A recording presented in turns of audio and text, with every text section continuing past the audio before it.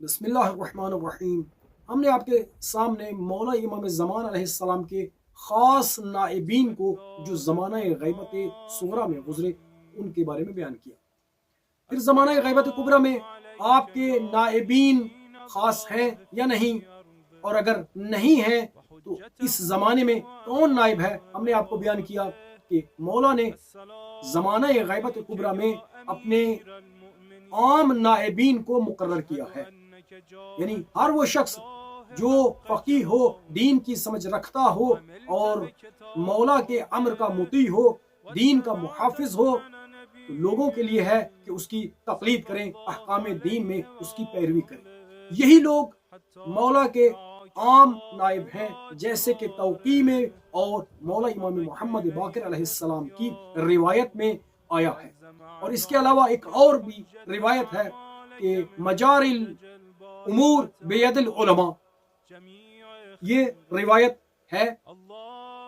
آج ہم یہ بیان کریں گے کہ آیا غیبت صغریٰ میں اور اول غیبت کبریٰ میں کچھ لوگ گزرے ہیں کہ جنہوں نے مولا امام زمان علیہ السلام کی جھوٹی نیابت کا دعویٰ کیا ہو۔ تو اس سوال کے جواب میں ہم کہیں گے کہ جی ہاں، کچھ لوگ ایسے گزرے ہیں کہ جنہوں نے مولا امام زمان علیہ السلام کی جھوٹی نیابت کا بھی دعویٰ کیا ہے۔ ان میں سے سب سے پہلا شخص جو ہے وہ شریعی ہے۔ یہ مولا امام ہادی علیہ السلام اور امام حسن عسکری علیہ السلام کے جلیل القدر اصحاب سے ایک تھا۔ اس شخص نے مولا امام زمان علیہ السلام کی جھوٹی نیابت کا دعویٰ کیا، اور جب آپ کی نیابت کا دعویٰ کیا تو مولا امام زمان علیہ السلام کی طرف سے توقیع وارد ہوئی، اور اس میں اس پر لعنت کی گئی، اور اس وجہ سے لوگوں نے اس سے اظہار بیزاری اور یہ لوگوں کے درمیان رسوا ہوا۔ دوسرا شخص جو مولا امام زمان علیہ السلام کی نیابت خاص کا دعویٰ کرنے والا ہے وہ شلمغانی ہے، محمد بن علی شلمغانی۔ یہ شخص جو ہے اس نے مولا امام زمان علیہ السلام کی نیابت کا یعنی نیابت خاص کا دعویٰ کیا ہے، اور یہ اپنے کفر و الحادات میں اس قدر بڑھ چکا تھا کہ یہ قائل ہو گیا تھا کہ ابلیس ملعون ہی مہدی موعود ہے۔ اس کا یہ عقیدہ تھا۔ مولا امام زمان علیہ السلام کی طرف سے توقیع آئی اور اس شخص پر لعنت ہوئی، اور لوگوں کے درمیان یہ شخص رسوا ہوا۔ تیسرا شخص نمیری ہے، محمد بن نصیر نمیری۔ جب توقیع آئی تو اس پر لعنت ہوئی، اور شیعان امیر المؤمنین علی علیہ السلام کے درمیان یہ شخص جو ہے یہ بیزاری اس سے کی گئی، ورنہ اس کا کافی مقام تھا۔ جب اس نے جھوٹی نیابت کا دعویٰ کیا اور مولا کی طرف سے توقیع آئی تو لوگ کہ جو اس کو اچھا سمجھتے تھے انہوں نے بھی اس سے بیزاری کرنا شروع کر دی۔ یہ شخص جو ہے اس نے بعد میں کیا کیا، اس نے بعد میں مولا امام علی النقی علیہ السلام کی طرف سے یہ دعویٰ کر دیا، جھوٹا دعویٰ، کہ میں علی النقی علیہ السلام کی طرف سے پیغمبر ہوں، یہاں تک کہ یہ شخص جو ہے محارم کے نکاح کا قائل تھا۔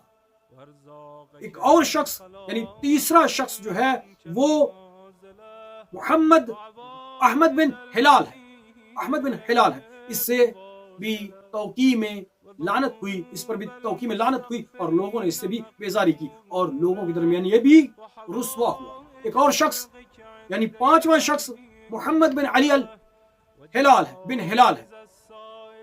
یہ شخص جو ہے اس نے مولا امام زمان علیہ السلام کی خاص سفارت اور وکالت کا دعویٰ کیا، اور اس کے پاس کچھ مال تھا، خمس کا مال۔ جب اس نے یہ دعویٰ کیا تو اس نے وہ مال جو اس کے پاس آ چکا تھا اس کو لوٹانے کے لیے امتناع کیا۔ امام زمان علیہ السلام کی طرف سے اس پر بھی لعنت توقیع میں آئی ہے۔ ایک اور شخص بلالی ہے، یہ معروف ہے ابو طاہر کے نام سے، ابو طاہر بن بلال، اور اس کو بلالی کہا جاتا ہے۔ اس کا بھی قصہ کچھ اسی طرح سے ہے۔ آخری شخص جو اس سلسلے میں ہے اس کا نام حسین بن منصور بن حلاج ہے۔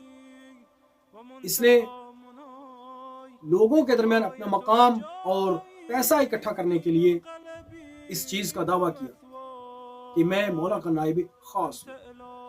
اور اس زمانے میں ابو سہل بن اسماعیل نوبختی، یہ امیر المؤمنین علی علیہ السلام کے شیعوں میں ایک بہت ہی معروف شخصیت تھی۔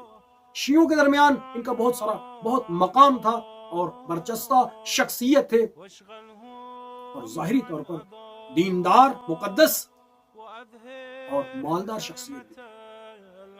اس شخص نے، حسین بن منصور بن حلاج نے یہ چاہا کہ اگر یہ شخصیت یعنی ابو سہل بن اسماعیل نوبختی اگر میری سفارت کو انہوں نے مان لیا، میری سفارت کو انہوں نے، میری نیابت خاص کو قبول کر لیا، تو جتنے لوگوں کے درمیان ان کا اعتبار ہے، لوگ انہیں اچھا سمجھتے ہیں، لوگ انہیں احترام کی نگاہ سے دیکھتے ہیں، تو وہ سب کے سب میری طرف آ جائیں گے، اور اس طرح سے لوگوں کے درمیان اس کا نام ہو جائے گا، اور خمس اور وجوہات جو لوگ اس شخص یعنی ابو سہل بن اسماعیل نوبختی کو دیتے ہیں، وہ سارا کا سارا اس کے پاس آنا شروع ہو جائے گا، اس کے پاس اکٹھا ہونا شروع ہو جائے گا۔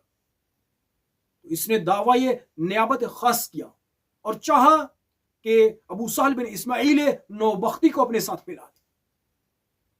ابو سہل نوبختی یہ کہنے لگے کہ دیکھ، میں لوگوں کے درمیان معروف ہوں اور میں یقین رکھتا ہوں، میں جانتا ہوں کہ تو ایسے نہیں ہے، ہاں ایک شرط ہے، اگر تو میری یہ خواہش پوری کر دے تو میں تیرے اوپر ایمان لے آؤں گا، اور میں یہ عقیدہ پیدا کر لوں گا، میں قبول کر لوں گا کہ تو مولا کی طرف سے نیابت خاص رکھتا ہے۔ اس نے کہا بتا وہ کیا ہے؟ تو یہ کہنے لگا، چونکہ یہ شخص ابو سہل بن اسماعیل نوبختی بہت امیر شخص تھا، اس کے پاس بہت ساری کنیزیں تھیں، بوڑھا ہو چکا تھا، اپنی داڑھی کے بالوں کو خضاب کرتا تھا۔ اس نے کہا میری بہت ساری کنیزیں ہیں اور انہیں معلوم نہیں ہے کہ میری داڑھی کے بال سفید ہو چکے ہیں، میں ہر ہفتے میں چند مرتبہ اپنی داڑھی کے بالوں کو رنگ کرتا ہوں، خضاب کرتا ہوں، اور ان سے چھپ کر کرتا ہوں، اس لیے کہ وہ جوان ہیں اور میں بوڑھا ہوں، تاکہ ان پر میرا بڑھاپا عیان نہ ہو۔ تو ایک کام کر، اگر تو واقعاً مولا امام زمان علیہ السلام کی طرف سے نیابت خاصہ رکھتا ہے، ان کا خاص سفیر ہے، تو ایک کام کر، کرامت دکھا اور ایسا کام کر کہ میری داڑھی کے بال جو ہیں ہمیشہ کے لیے ہی سیاہ ہو جائیں، اور ان کنیزوں کو معلوم نہ ہو کہ میں اپنی داڑھی کے بال جو ہیں وہ سفید کرتا ہوں، اور مجھے اس رنج و غم سے، اس مشقت سے تو نجات دے دے، مجھے دوبارہ داڑھی کے بالوں کو رنگ نہ کرنا پڑے۔ جب اس شخص نے دیکھا کہ یہ یعنی ابو سہل بن اسماعیل نوبختی نے یہ شرط رکھی ہے، تو وہ اس سے عاجز ہوا، فبہت الذی کفر، یعنی مبہوت و پریشان۔ اب جہاں پر بھی یہ شخص یعنی ابو سہل بن اسماعیل نوبختی حسین بن منصور بن حلاج کو ملتا یا یہ گفتگو کرتا اس کے بارے میں، حسین بن منصور بن حلاج کے بارے میں، تو اس کے بارے میں یہی اسے تانا دیتا، لوگوں کے درمیان اسی بات کو پھیلاتا کہ میں نے اسے کہا تھا کہ اگر تو واقعاً امام زمان علیہ السلام کی طرف سے نائب خاص ہے، ان کی سفارت خاصہ رکھتا ہے، تو کوئی کام کر، میری داڑھی کے بال کبھی سفید نہ ہو۔ اور یہ نہ کر سکا، یہ ہمیشہ اس کو تانا دیتا، تو جس کی وجہ سے وہ یعنی حسین بن منصور بن حلاج لوگوں کے درمیان رسوا ہوا۔ وصلی اللہ علی سیدنا محمد وآلہ الطیبین الطاہرین۔